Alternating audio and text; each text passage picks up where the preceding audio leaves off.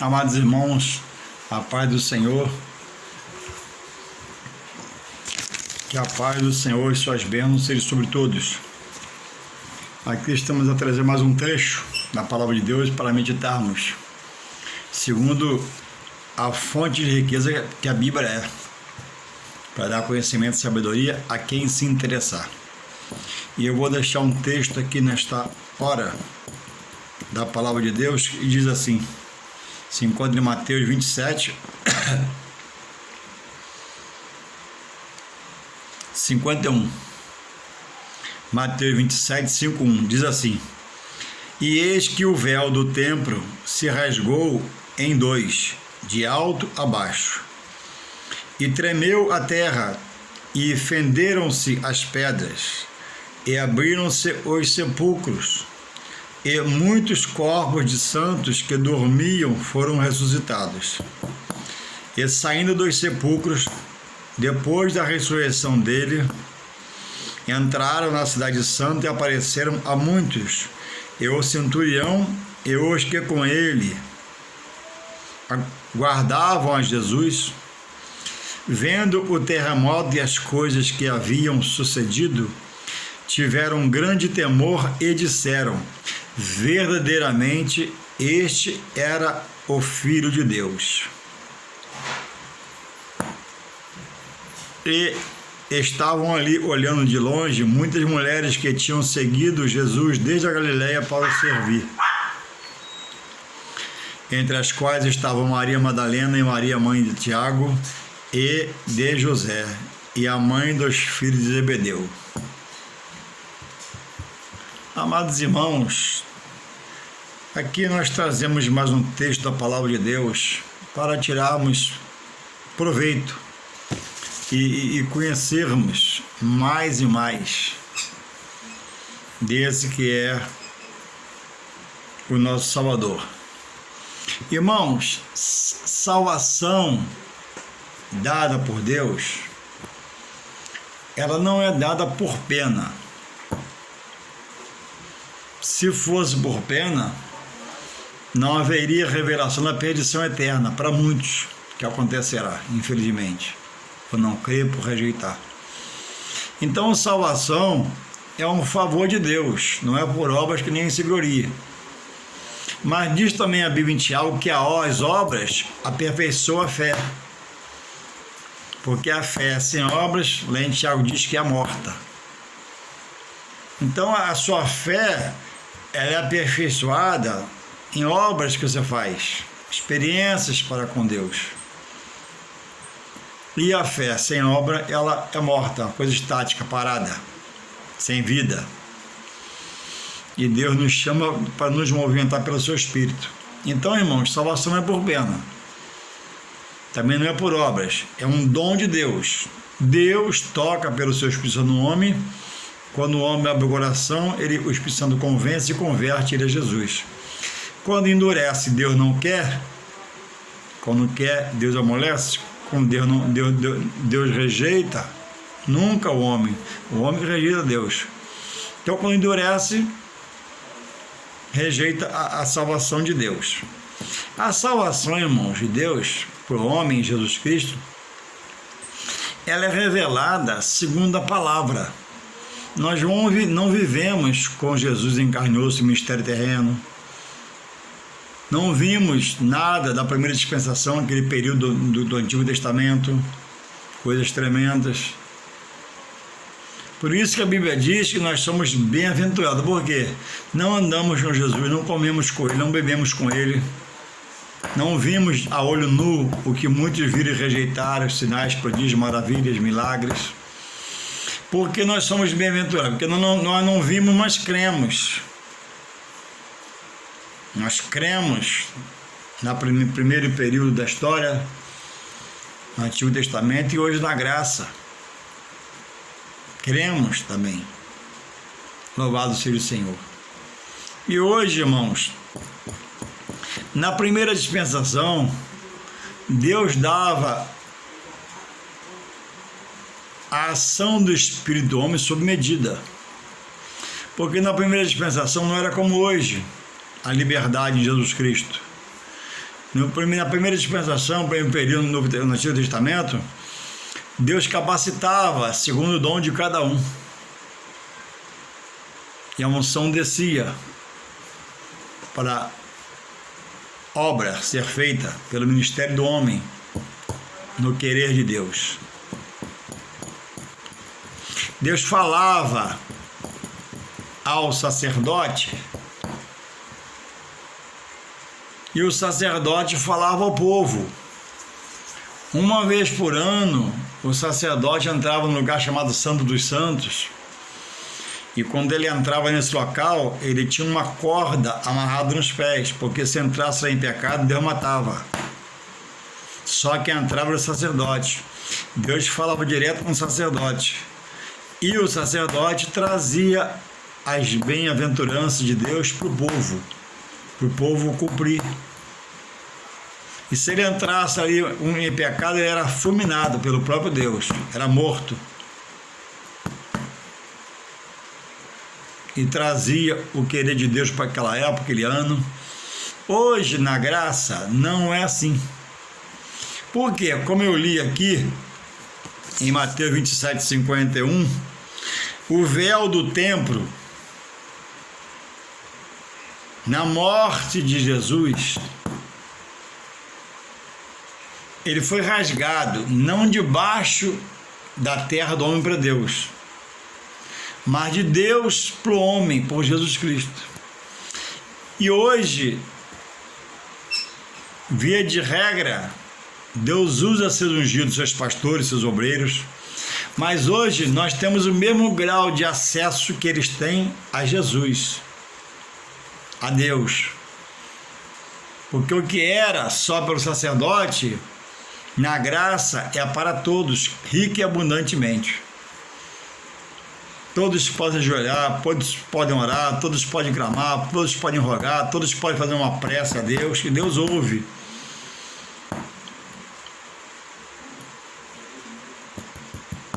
Então, por esse sinal de Deus na sua palavra,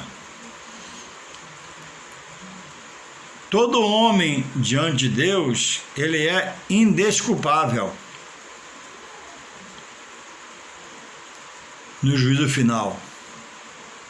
Porque quem não conhece, ouve falar, ouve dizer, passa na porta de uma igreja, às vezes vai num casamento na igreja, e são horas que o Espírito Santo fala com a pessoa, dá toques, para que se abra o coração e a obra de Deus seja completada pela ação do Espírito Santo que convence o homem. Então não há mais separação entre eu e o Deus que eu sirvo, porque na graça é diferente. Havia um véu no ambiente que separava.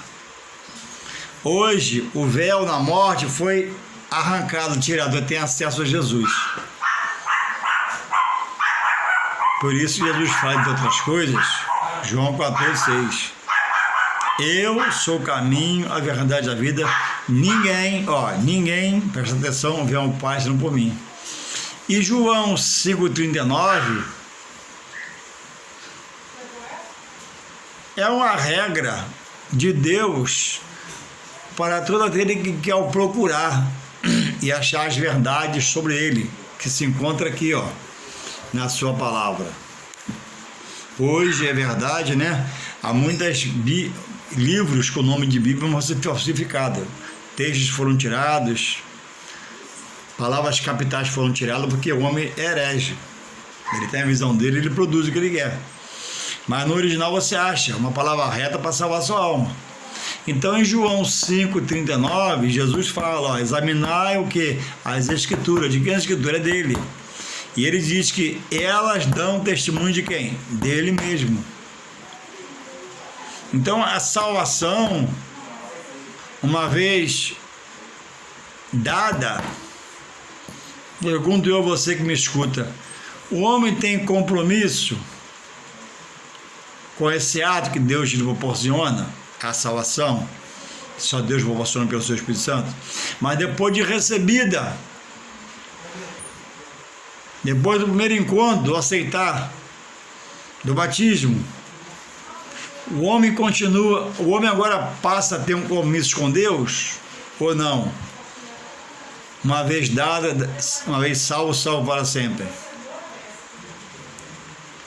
Uma vez dada, e uma vida relapsa, na carne,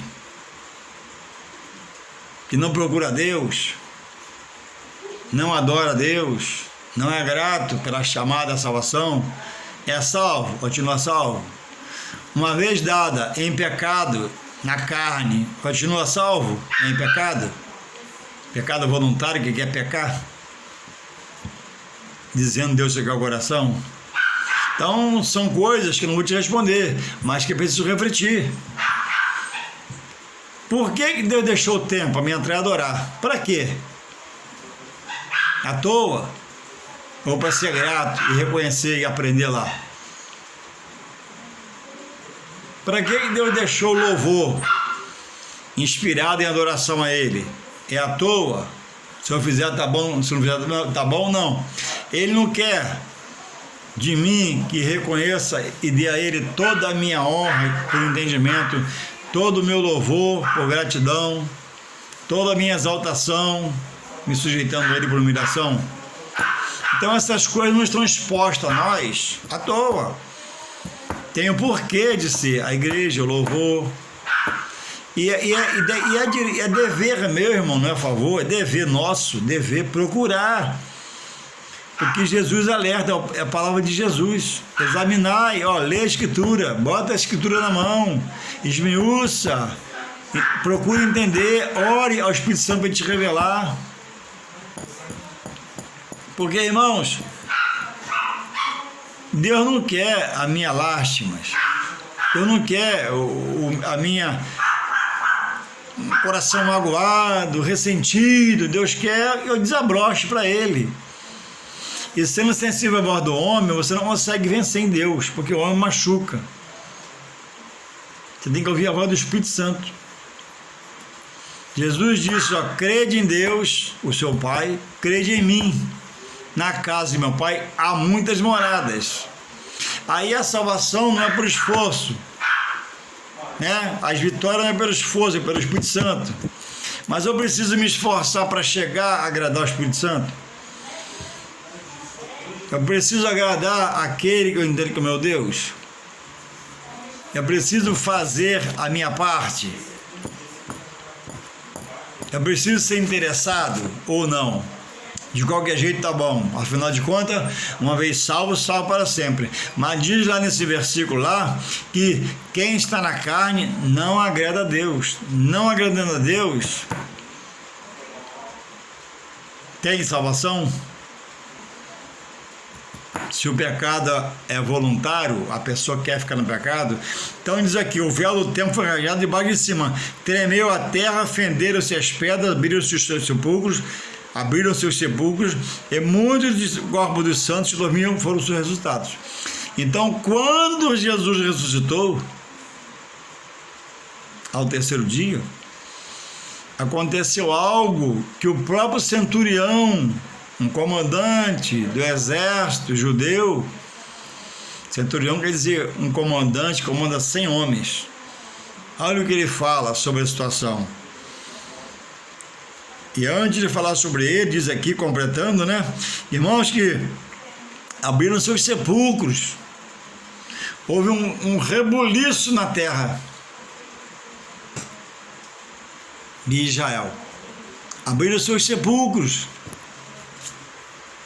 E muitos dos corpos de santos, pessoas que eram fiéis a Jesus, que dormiam no Senhor, foram o quê? Ressuscitados. Não foram reencarnados, foram ressuscitados. Como era, vieram. Na fisionomia que morreram, voltaram. Aí diz abaixo aqui, eles saíram dos sepulcros depois de ressuscitar, da ressurreição deles, Jesus, entraram na cidade santa e apareceram a muitos. Eles foram reconhecidos, quer dizer, eles não foram reencarnados na ressurreição de Jesus, eles foram ressuscitados no mesmo corpo por Deus Todo-Poderoso que ressuscitou o Pai. Não houve uma reencarnação. Para haver uma reencarnação, teria que ser que reencarnar do corpo, não, no mesmo corpo. Aí diz abaixo do 54: e o centurião que com ele guardavam a Jesus, o centurião que com ele, os soldados, guardavam Jesus, vendo o terremoto e as coisas que haviam sucedido após Jesus ressuscitar, tiveram grande temor e disseram, eles foram unânimes: olha, verdadeiramente este era o Filho de Deus. Ele creu junto com, não sei se todos os soldados, mas alguns soldados, ou muitos soldados, ou todos os soldados. Porque o que aconteceu na ressurreição de Jesus foi uma coisa tremenda. Próximos a ele, sepulcros se abriram, fiéis ressuscitaram, apareceram na cidade a muitos, foram conhecidos, e o grau do que o centurião viu,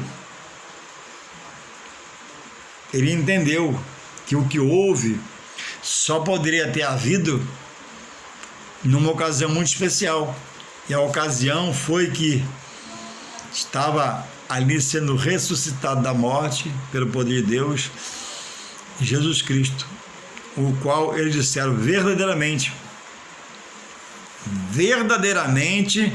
este era o Filho de Deus. Louvado seja o Senhor. Então, irmãos, a Bíblia diz que em João 1,9, que esse Jesus que ressuscitou, e na glória está um Pai à sua direita, ele é a luz que alumia o mundo, que alumia o homem. Viver para Deus é dedicar-se às coisas de Deus. Dizer que crê em Deus é fazer o que Deus pede para fazer. E não é nada difícil nem impossível que não se possa fazer. A Bíblia diz que o fardo dele é manso e o jugo é suave.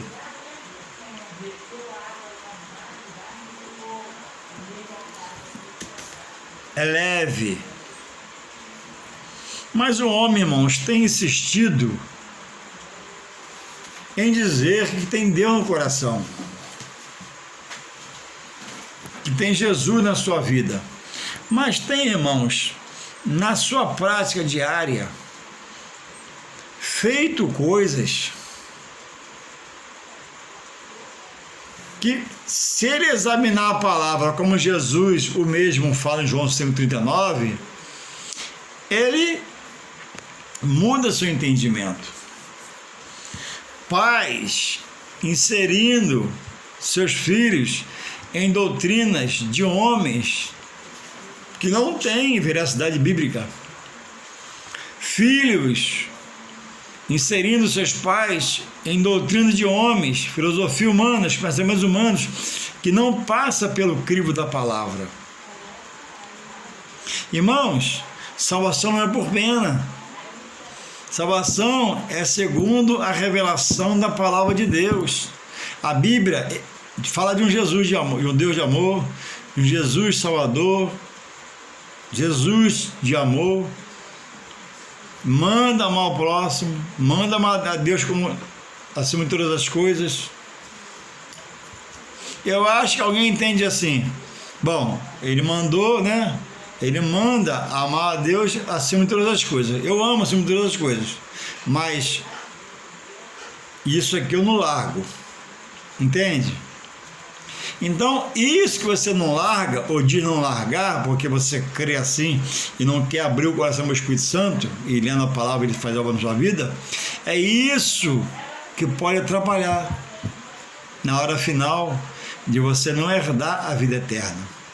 Porque depois que você passa a aprender, a escutar, a saber da palavra, é Deus que proporciona isso ao homem. A salvação não é do homem para Deus, é de Deus para o homem.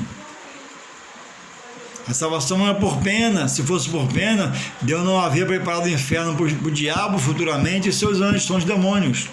E aqueles que fizerem também, né, adeptos dele, por viver na carne, uma vida regrada, a manjares carnais, concupiscências carnais, sentimentos humanos, pensamentos humanos, heresias, sua vontade sobre a palavra.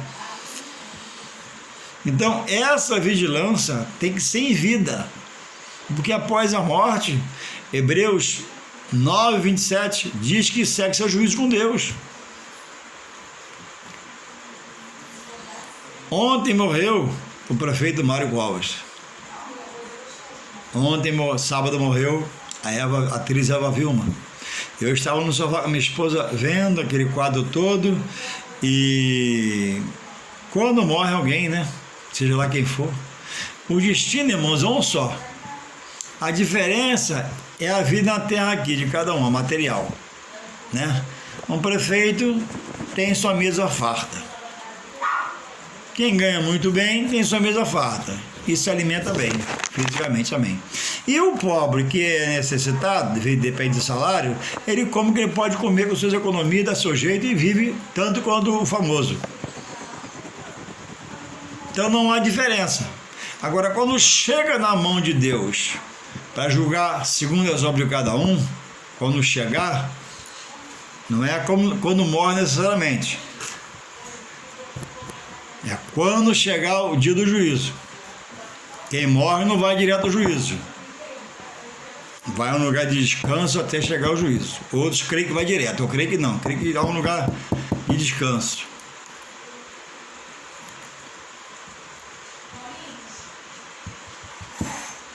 O destino na morte do pobre e do rico é o mesmo, é a mão de Deus.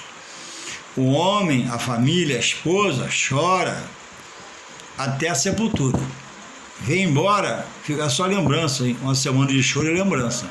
Mas aí, essa alma já está na mão de Deus, do benfeitor e do fiel a Deus, do malfeitor e do não fiel a Deus. Tanto uma ou outra vai, né, passar uma no grande trono branco para receber a condenação, que não foi fiel a Deus, e a outra vai para o tribunal de Cristo para receber galardão, segundo as obras que fez, pela sua fé.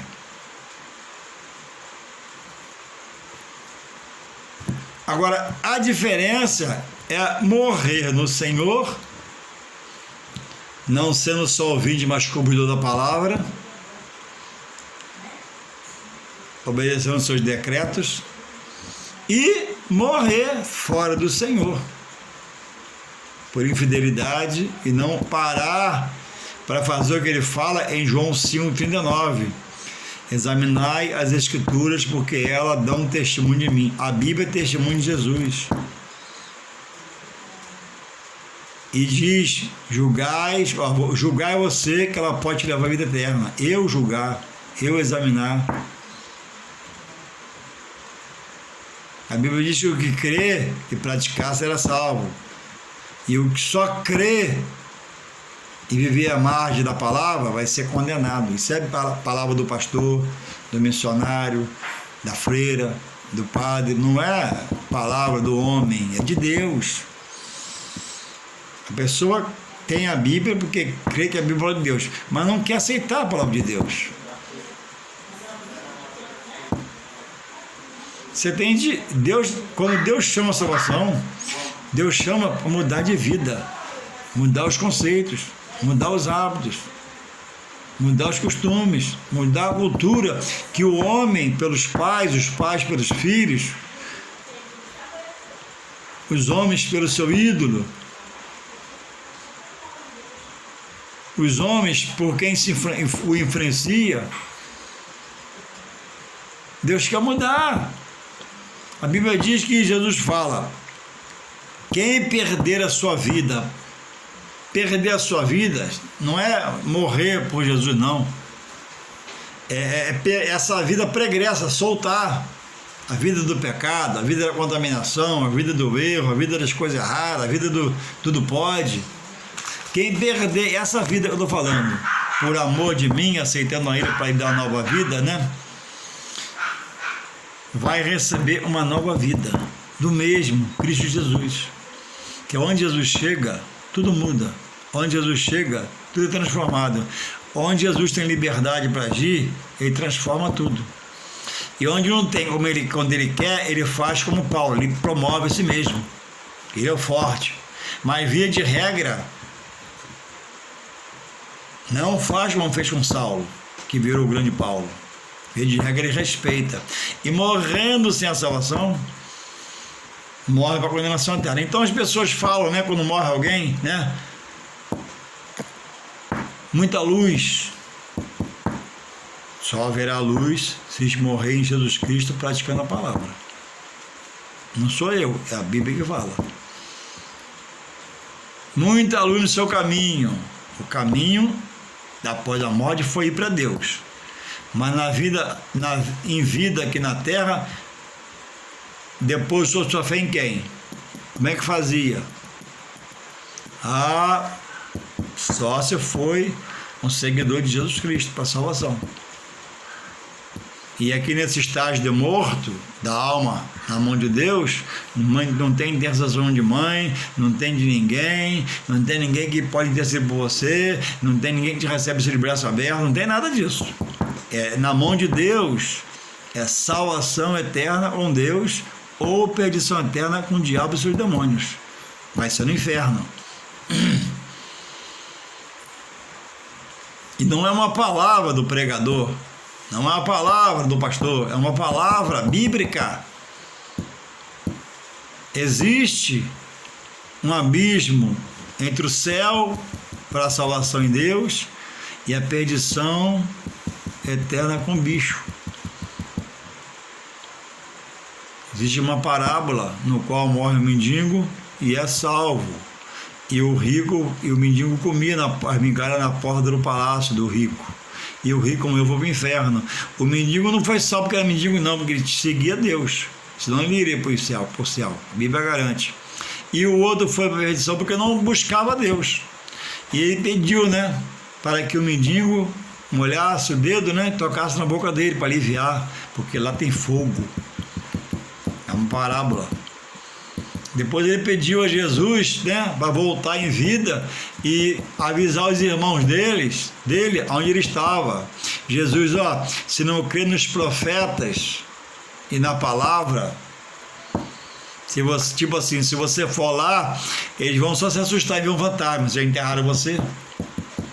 Então, irmãos, a gente no sofá sentado, morre uma pessoa influente ou um pobre, a gente fica, né? Eu, por exemplo, tenho essa expressão por costume, eu conheci a palavra, né? Que possa ter tido encontro com Deus.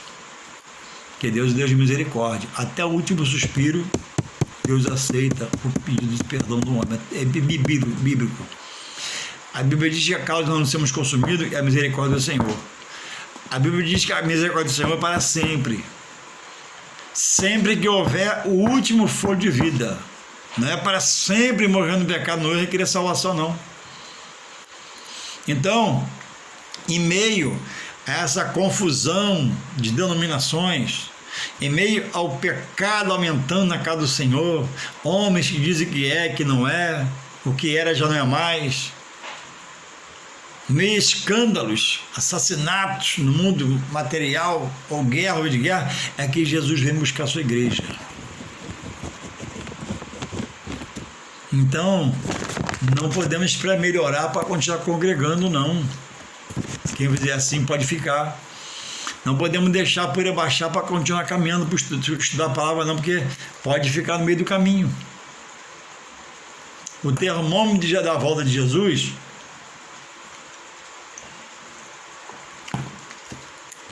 presta atenção, o termômetro para medir a temperatura, Jesus está voltando, não é o mundo.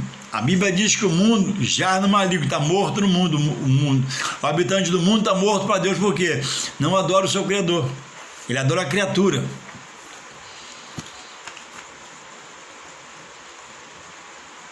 Mas os fiéis estão vivos para Deus, adorando, buscando, esperando a redenção final.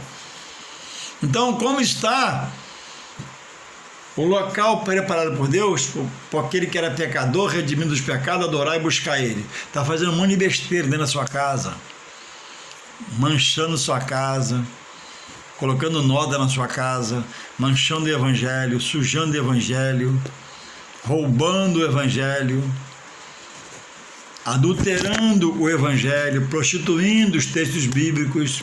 Então, a igreja é o termômetro da volta de Cristo. Como está a igreja da terra? Poderosa porque é de Deus. Há salvação, há testemunho, há vida, há restituição. Deus é poderoso, mas no seu interior muita mancha, muita nódoa, muita heresia, muita mentira, muita coisa fora da palavra. Mas a Bíblia diz, Jesus diz que não virá o fim sem que essas coisas feitas por homens que um dia até foram fiéis, mas agora perverteram a sua mente, deixou o inimigo ganhar sua mente, prega heresia, prega mentira, prega fundamentos humanos, coisas humanas. Então, por isso, podemos dizer que Jesus está prestes a voltar, porque é só uma igreja na terra, e Deus não vai deixar aquele que é fiel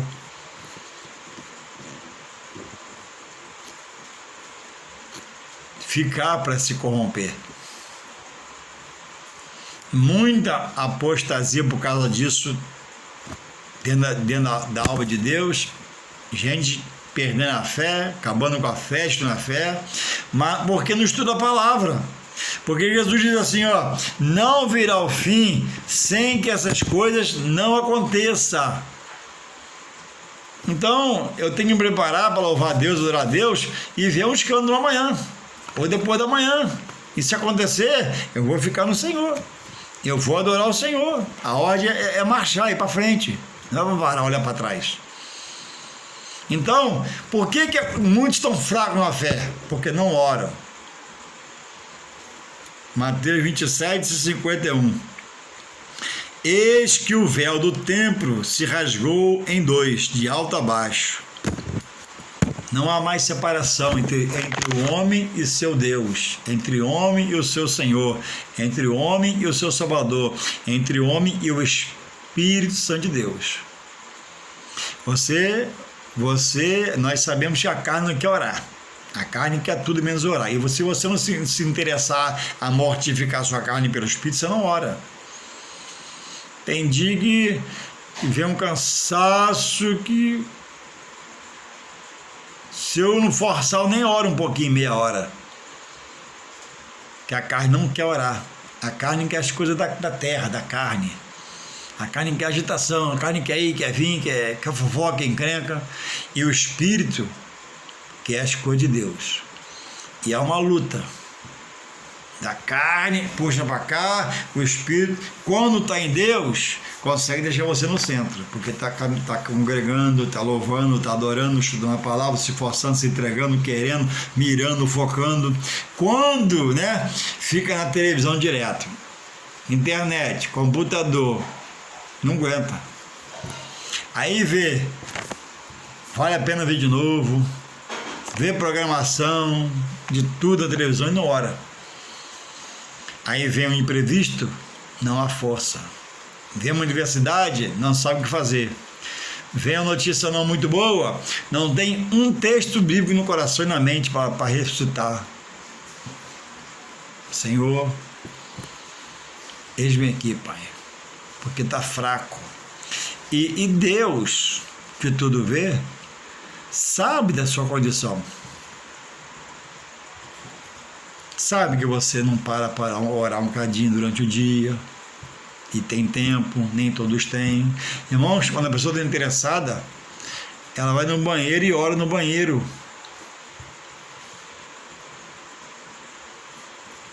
4 minutinhos, 3 minutinhos. Quando a pessoa está em ligação, vai trabalhar orando, irmãos, no Espírito. Orando, fecha o olho, lá dentro do ônibus, meia hora você começa com Deus à beça. Mas não havendo ligação, há uma dispersão no sentimento, pensamento, para praticar o espiritual que Deus quer de cada um de nós. Como vencer sem ser alguém que ore? Se a oração é a engrenagem, é a base, é o pilar que Deus deixou para nós nos achegarmos a Ele. Ele diz: clama a mim,